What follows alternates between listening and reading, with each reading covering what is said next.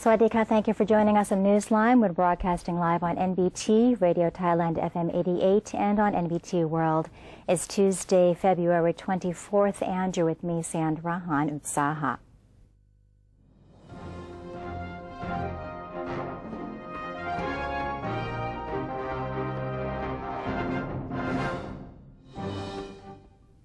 Welcome to today's segment of Thailand Moves Forward. In our first story, Prime Minister Prayut Chan-o-cha has urged political groups to refrain from making any move during this period, insisting that the country is progressing towards a general election. Elaborating on his previous remark, General Prayut indicated that certain groups with political motives are planning to hit the streets and stir social unrest in a show of disapproval of his government. He said the information is not a surprise to him, as it had already been expected before he came into office. However, the Premier said he would like to ask those groups to hold their horses for the time being and to first allow the reform roadmap to be accomplished and the general election to be held. He also cautioned that any movement must not violate the law. In addition, General Prayut urged those with dissenting views to accept the fact that the Thai democratic system is flawed and needs an overhaul. The Prime Minister has stated that the Joint Committee recently set up to find a solution to the controversial petroleum concession auction needs to come up with a conclusion by the middle of March. General Prayut Chan-o-cha, the Prime Minister and the leader of the National Council for Peace and Order, said that he does not know how the Cabinet will discuss the 21st auction of the petroleum concession yet. The Prime Minister, however, stressed the Joint Committee, which was recently set up to handle the auction of the concession, must wrap up their decision by March 16th, after which he will look at how the conclusion will be incorporated in his own decision. General Prayut maintained that it remains unknown if the concession will be open for auction if the Joint Committee fails to come up with a conclusion. The President of the National Legislative Assembly has invited all members of the legislature to deliberate the impeachment of 38 former senators tomorrow. NLA President Pornphet Vichit Cholachai has invited all legislature members to a meeting on February 25th to start the impeachment trial of the 38 former senators who were allegedly involved in the illegal amendment of the previous Constitution. The NLA will also meet on February 28th to deliberate all questions fielded by the legislature members and to set up a committee responsible for all issues. Another agenda of the meeting is to review 4 other draft laws presented by the Cabinet, which are the Business Security Act, the Amendment of Civil and Commercial Code, the Building Control Act, and the Public Gathering Act. The National Reform Council has approved a report from the Committee on Social Reform which calls for the strengthening of local communities.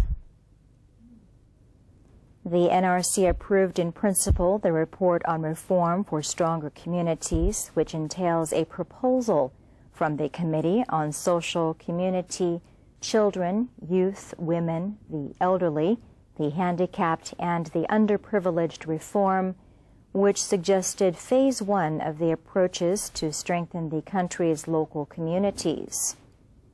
The committee is now to start a study on its proposed report and come up with a roadmap that must be presented to the NRC within 3 months. The report that was submitted by the committee on Monday discussed the development of the democratic system for local communities, the push for self-management by communities while still being able to work alongside state agencies and other groups in society, and the enabling of communities to be able to manage their own funds and cultural resources. In addition, the committee has called for the provision of social guarantee through such elements as community welfare, along with the sustainable development of each community's economy. The government of Germany has invited a delegation of Thai authorities to visit Germany to observe the procedures and system of the country's elections. The government of Germany has invited Thai officials to observe its mixed-member proportional, or MMP, election format after the Constitution Drafting Committee, or CDC, approved the use of this election system in Thailand.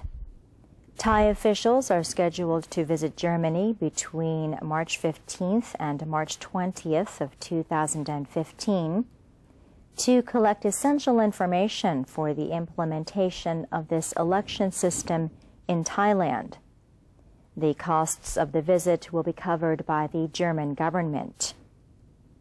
The Thai delegation consists of a total of 9 persons, including 3 officials from the Constitution Drafting Committee, or CDC, 3 officials from the Election Commission, or EC, 2 from the National Reform Council, or NRC, and 1 from Thammasat University.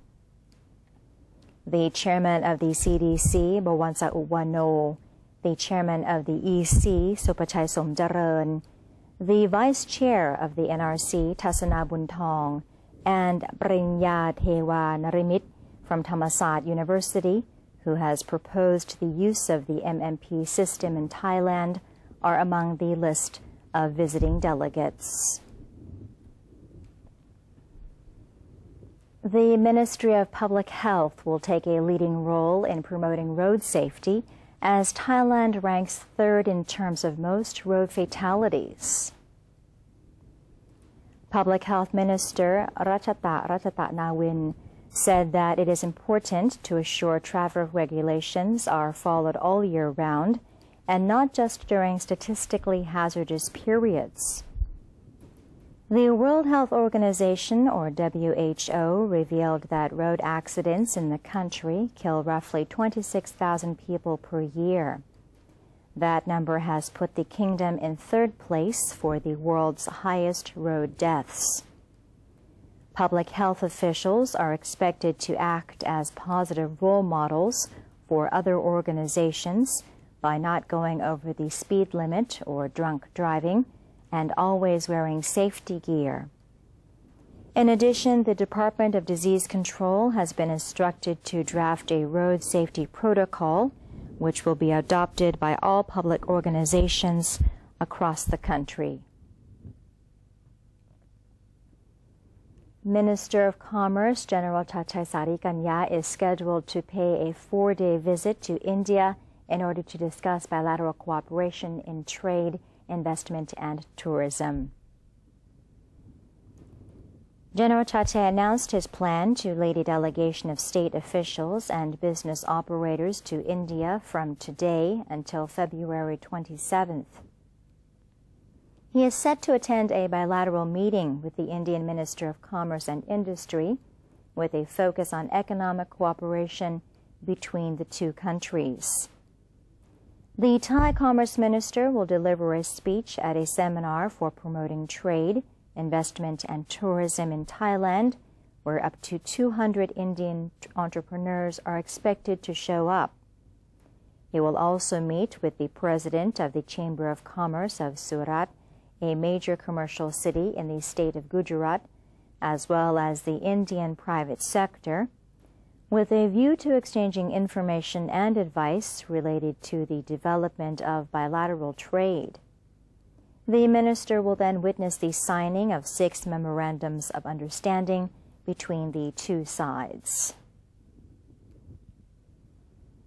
The Department of Internal Trade, or DIT, has revealed that the prices of vegetables are expected to climb in the coming months. The DIT said that its officials will be dispatched to inspect marketplaces due to reports of unfair pricing.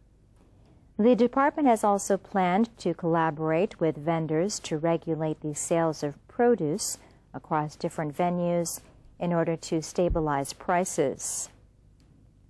The DIT revealed that several vegetable items were sold in Bangkok for higher prices during the Chinese New Year celebrations last week. The regulatory agency claimed that prices would return to normal this week, save for drought-affected produce such as limes. The DIT also expects palm oil prices to hold at current levels, despite the kingdom beginning to import raw palm oil from abroad.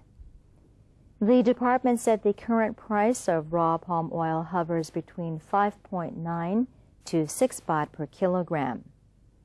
Meanwhile, the department has assured food security nationwide due to the introduction of new farmland in Nakhon Ratchasima, Suphanburi, and Ang Thong provinces.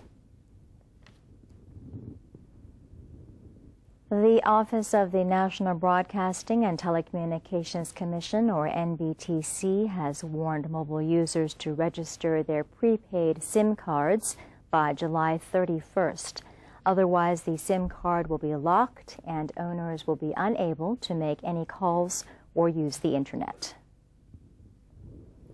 According to NBTC Deputy Secretary General Gawkit Danchaiwichit, mobile users can check their own registration status by typing *151 hash key and call out. Response system will show whether the SIM card has been registered. For unregistered users, they can bring their ID card and mobile phone to a nearby center, such as offices and service counters of their mobile network providers, NBTC's two-shot mobile application, and also the office of the NBTC. Network providers have been requested by the NBTC to accommodate mobile users for the SIM card registration. 2 more trains departing from Suvarnabhumi Airport have been added to the airport rail link's late-night schedule as the system is seeing a continuous rise in passenger numbers. On the occasion of the 5th anniversary of the opening of the airport rail link, Mr. Pakorn Tangchetsakao, acting CEO of SRT Electrified Train Company Limited, the operator of the system, revealed that the daily service has been extended past midnight. The aim is to cater to a number of air passengers who land at Suvarnabhumi Airport during late hours. The extra trains depart from the airport at 12:15 a.m. and 12:30 a.m. and travel non-stop to Piatai Station at a cost of 45 baht. The airport rail link has been serving more customers in recent years.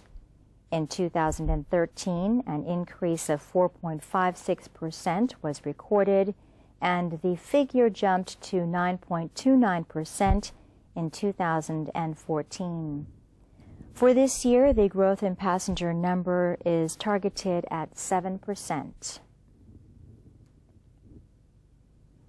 The Industry Ministry reported that the 10 billion baht loan project extended by the government to latex processing operators during November 2014 to April 2015 has received a warm response.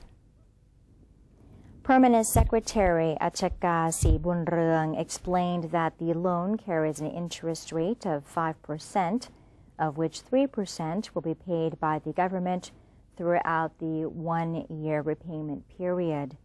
According to Ms. Achaka, 41 entrepreneurs have already applied for the loan offered through various commercial banks from November 19th last year to January 30th this year. They requested a total loan of 5.2 billion baht. 12 of the entrepreneurs have already received their loans worth 684 million baht altogether. 16 other applicants have been granted approval and are waiting to sign loan agreements with their banks. 13 others are in the process of loan negotiation. The government is pushing for the promotion of organic farming as a part of the national agenda. Organic farming is to work in harmony with nature rather than against it in a bid to gain sustainable results. And Kuniranut Rajakwanit has the story for us. Organic farming is essentially farming using natural methods without the help of chemical fertilizers or pesticides, and it is seen as a better way to ensure safety for farmers and consumers.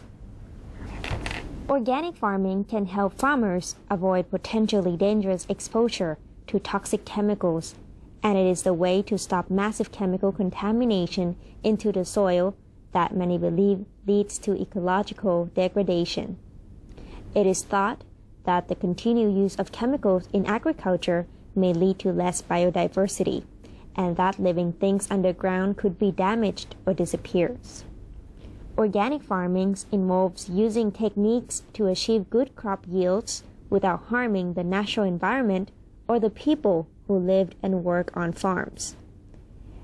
It doesn't necessarily mean going back to traditional methods, although many of the farming methods used in the past are still useful today. However, organic farming takes the best of these and combines them with modern scientific knowledge. Now, agriculture officials are encouraging farmers to use so-called biological fertilizers, such as manure or worm castings, in a bid to help farmers move away from potentially dangerous chemical pesticides, which have been widely used in Thailand. According to the Department of Agriculture, about 70,000 tons of pesticides were imported into Thailand in 2010. Natural production or natural growth, they have the nutrient, some nutrient, including the antioxidant in the soil that generated by nature. One thing is the product is good taste, safe food, good taste. Second one is organic farming never harm to the environment. Important thing is environment. When we use chemical product in the farm, they have a residual effect, harmful our water resource, our liver. The residual effect is at last come to the human being again. Organic farming offers many benefits in many ways, and it is seen as healthier for farmers, potentially cost-effective as chemicals don't need to be purchased from outside, and it has been less of an impact on nature. In order to get farmers to change their attitudes, however, they must have the proper knowledge about the advantage of the organic agriculture. I'm Niranut Rajakwanit reporting. Thank you to Kuniranut for that report. And for more information about organic fertilizers, please tune in to Thailand Today on NB2 World tomorrow at 8:35 p.m. And that's the end of today's edition of Thailand Moves Forward. Before we take a quick break, let's take a look at the exchange rates and commodity prices.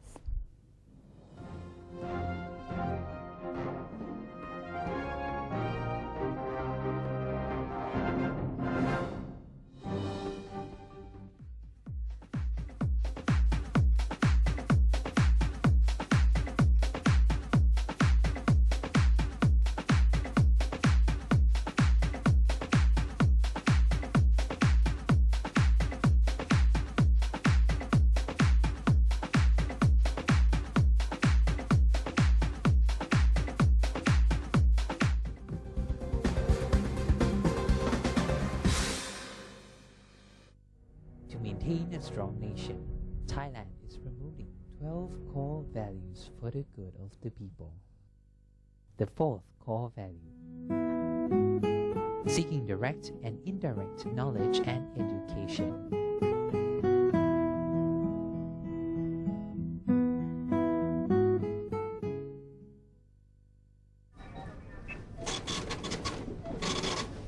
How could you do that to me? Stop it! Huh? Don't you get it? I don't need you anymore. Enough. We're through. There's someone else in my life. Say no to the past. Bring your own bag. Say no to plastic. NBT World, a 24-hour English language television service operated by the National News Bureau of Thailand, or NNT, is designed to bring the most reliable information about Thailand to the international community. NBT World is available on various platforms, including via C-band set-top boxes, GMMZ Channel 202, PSI Channel 272, and a live stream on thainews.prd.go.th/newsing. You can also follow us on facebook.com/NNT News or download the PRD News EN application on your smartphones. NBT World, a vision of Thailand.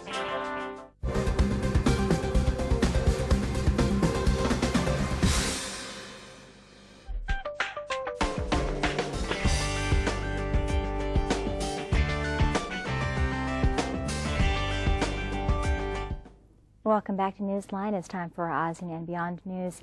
Inspector General of the Interior Ministry, Wichit Chatpaisit, has paid a visit to Trat Province, one of the Special Economic Zones, or SEZs. His visit was aimed at inspecting the progress of the preparation of the area for the establishment of the SEZ ahead of the coming of the ASEAN Economic Community at the end of the year.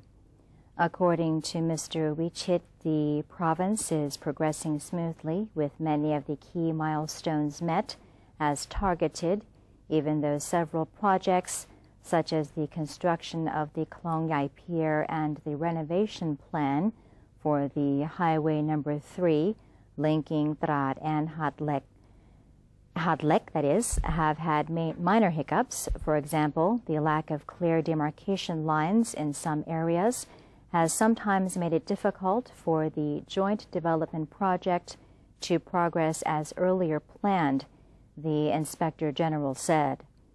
Furthermore, the checkpoint at Ban Hatlek has become congested, given there are no separate screening points for traders and tourists, making the inspection process lengthy. And that is it for today's edition of Newsline. For any comments or suggestions, please feel free to email them to us at newsline.nbt@gmail.com. You can also follow us on Facebook by simply typing in NNT, and you can check out our website at thainews.prd.go.th/newsing. We're going to say goodbye today with some footage of an orchid market in Bangkok. I'm Sandra Hanut Saha. Have a wonderful day. Sawadee ka.